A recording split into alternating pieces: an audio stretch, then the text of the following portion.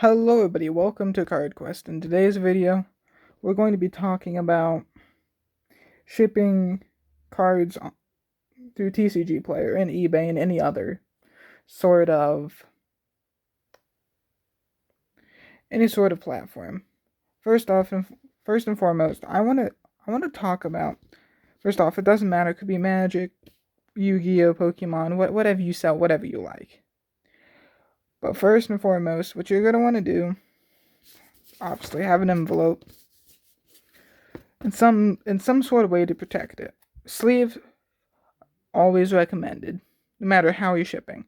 Some people like putting a shipping label and just putting it like that. I personally don't think that's adequate enough, no matter what the price of the card is. I don't care if it's 15 cents to it doesn't matter. You need it. Just in case if it gets bent, you have some way to show that you put some thought of protection for the card. So what you typically want to do, obviously sleeve it. You don't need to double sleeve it. I don't always. Either A, have 2 pieces of cardstock, not cardboard, because that would be too thick to put through the United States post office. Either A, take 2 pieces of cardstock, put them together, and tape it up. See, and this method is typically takes longer, but it's typically cheaper than buying these Ultra Pro little card. I don't know what they're called. It's a hard sleeve. That's what we're gonna call it. So essentially, either A, put it through here. It doesn't have as much protection. As you can see, it's very vulnerable to bend this way, which is a good and bad thing. This way, it's more sturdy on all sides. Noting that when you put this in here, I typically recommend a smaller envelope. Just enough so if you wanted to, you could put a card like this, and it could be flush with the top at the bottom. As you can see, if you do that, you can.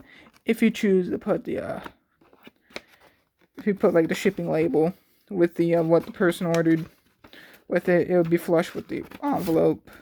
But that's not what I like to do. In all honesty, tips on putting tracking, unless if you're have a huge collection to sell off of several hundreds of dollars worth of cards, I would say typically tracking would just be only used for any high tier cards. Don't like sell a 15-cent card. Go ahead and put tracking on it and lose, what is it now, $4.30, depending where you are, 4-ish. I'm gonna say shipping. I depends where you are, I think, and when you're watching this video. I know for a fact that when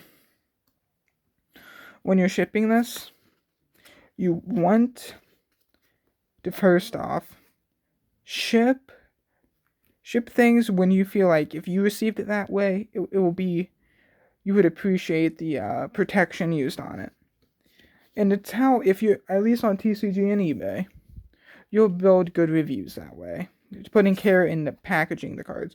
Like this, it's just a token. It's nothing valuable. If you do that, someone should nice and appreciated.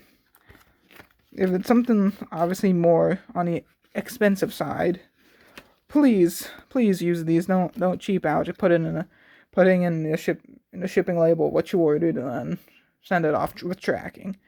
It's kind of an unwanted thing for most people.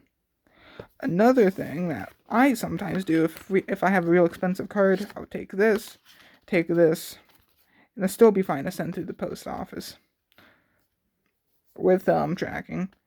Obviously, double sleeved if it's that expensive. because you want to make sure it gets there in all the condition that it left. Now, this is just mainly for individual cards, because most of you are probably just trying to liquidate a collection. They build up through the years, probably selling your rares, mythics, maybe even uncommons if they're expensive enough. Most of the time, liquidating a collection takes a long time, but I assure you, as long as you keep to this method, things will go smoothly your way with selling to potential buyers. And this is forewarning for anyone who plans on selling anything online. Be prepared for potential scam or fraud. I know it's not the thing people want to hear. People tend to not like talking about this, but whenever you're mailing something out to a potential buyer, there's always a chance where it can get lost and stolen, or just straight up lost.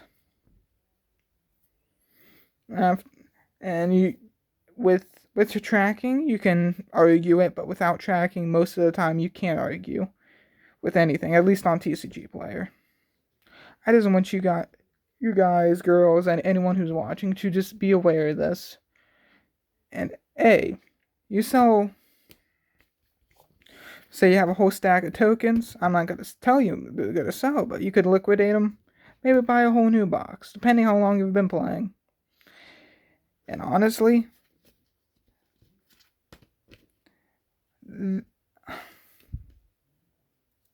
selling cards, a lot of people are afraid of getting into it and start selling.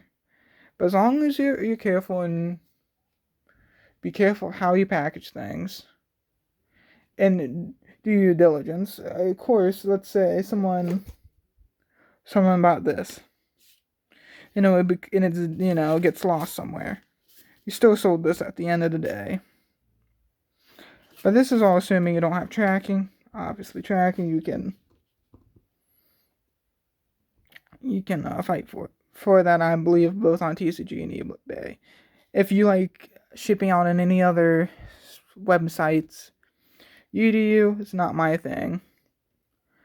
But at the end of the day, I'll tell you this, guys. Don't be afraid to try to liquidate your collection. I know when you go to a local game store, they're not going to give you what you think they're going to give you. They're probably going to try to cut down percentage. And most of you guys probably just want to sell your cards and get what its market price is.